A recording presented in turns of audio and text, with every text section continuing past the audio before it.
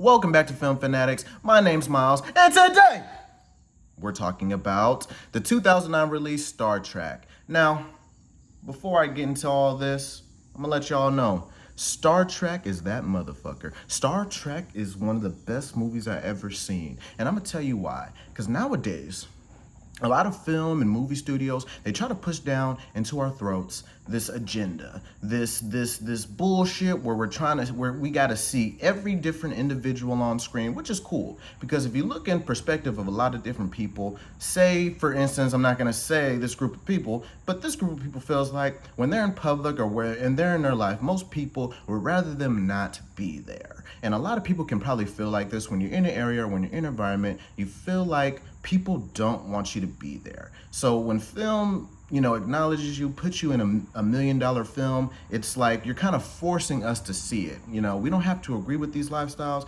but we can definitely not subscribe to want that, in our day-to-day lives. So with a movie like Star Trek, this is pre all this, so you just get a great film. And one of the things I really like about this film is just how it opens up, how it starts, how it reboots, and the overall story of men and what it means to be a man, and how sharpening your skills and measuring yourself next to the next man makes you a better man and impacts your community and allows you to do great things, and what pushes, things for like companies, like ideas, a million different things. So before I get into that breakdown, before I give you all what I really like, not too many dislikes about this film. I really like this film. So really just gonna be a major glaze, no gay stuff. So before I go into all that stuff, let me go ahead and say thank you all so much to my 30 subscribers. Yesterday at 25, so I gained 5 in one day. So thank you all so much. We're gonna have a way better chance against the freaking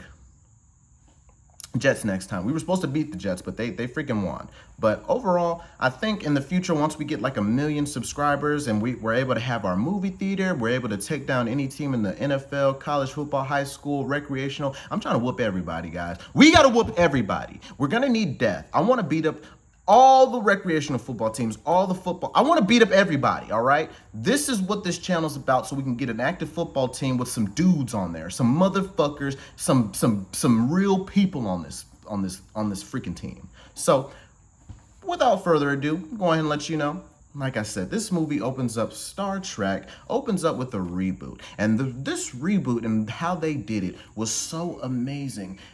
What they did was they created a situation, and this is explained later on in the movie, and I'll get into that, where Spock and Neron go into a black hole, into the past, affecting the past, creating the new cinematic universe that we get to enjoy today, which Nero goes through first and goes back into when the original Enterprise was out, and he destroys Thor. He kills Thor. Thanos pulls up on him he's been in this scene before, but he saves his entire crew, including his son, James T. Kirk, starting a new timeline. And I'm like, jeez. If Marvel and Disney and all these companies in Star Wars had concepts like this, dog, they would be rolling in the cash. Like you're telling me, okay, so the original Star Wars is still there, but this is how you reboot it. So all of that still exists, and we'll see how that exists through Spock going back.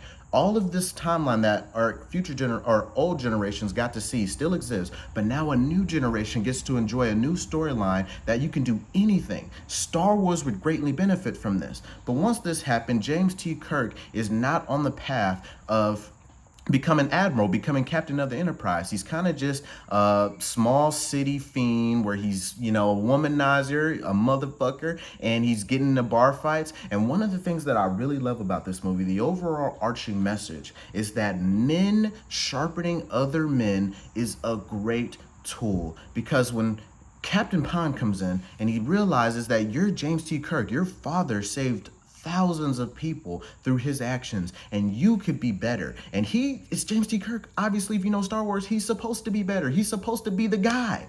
but he's in bars fighting. He's not where he's supposed to be. And if you relate to this man, I know a lot of people out there are not where they want to be, not where they're supposed to be, but he took another man, saw potential in him more than he saw within himself. An older man was able to communicate his message to this younger man to get him to do something positive with his life. And it really pushed him to go do. He didn't want to just be like nothing crazy. He said, I'm gonna go be in Starfleet.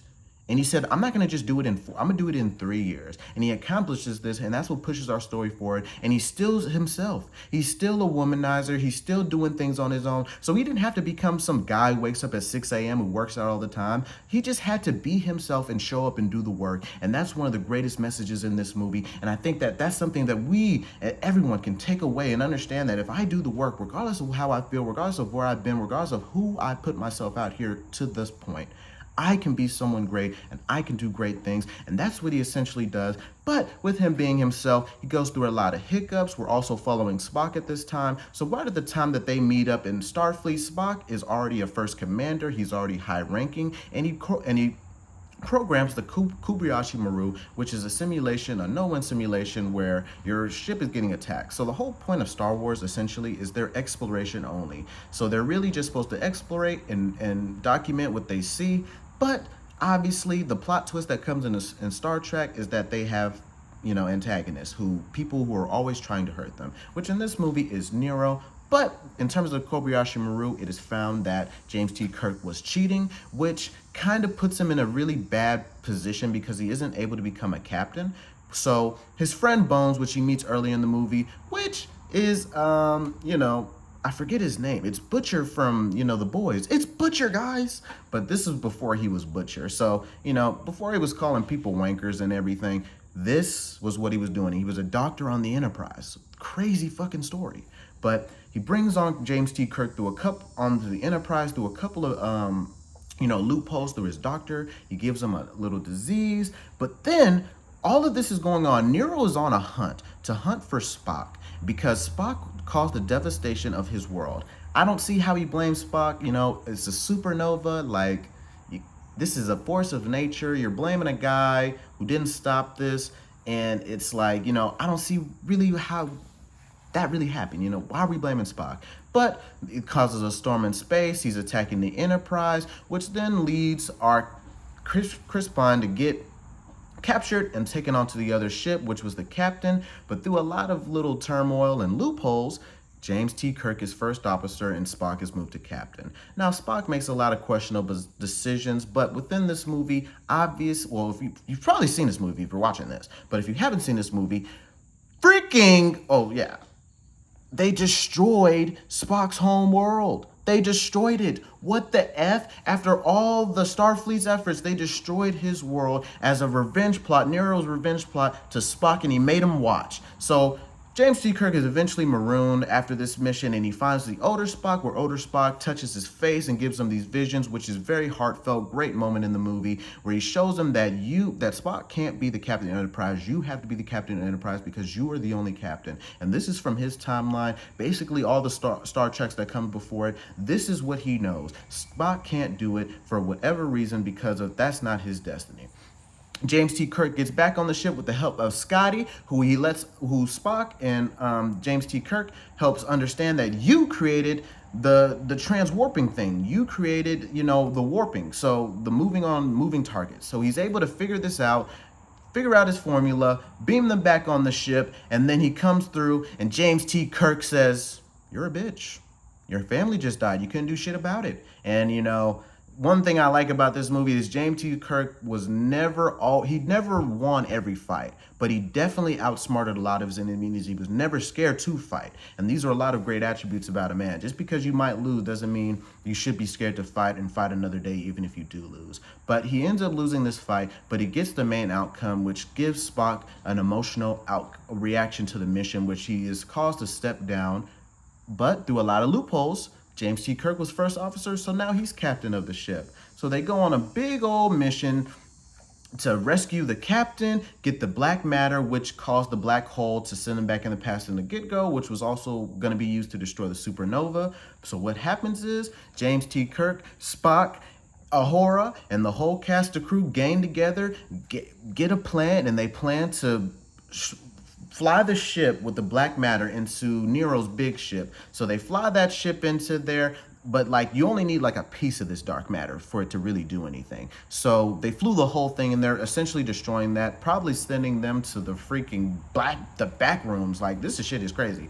So they end up winning this fight. Nero doesn't surrender, and James T. Kirk is like, fuck ya, you're dead. Kills his whole ship, leading us off in a new timeline of Star freaking Trek with James T. Kirk. But like I said, overall, what this movie does is give us a great story, great dialogue, great Odyssey. Just, oh my God, it's just overall, it's just amazing. You need to go see this movie, go rewatch it. It's freaking fantastic. I don't have very many cons. I think the philosophy of what Star Trek tries to be definitely brought back and re-revitalizes what that is. So if you're into just the deep philosophy on what it is to be a man, what it is to be alive, what it is to be yourself, what it is to be a society, what it means to do what you're doing, this Star Trek iteration is the best version to date, in my opinion. Now, I'll do the other ones because Into the Dark is a motherfucker too.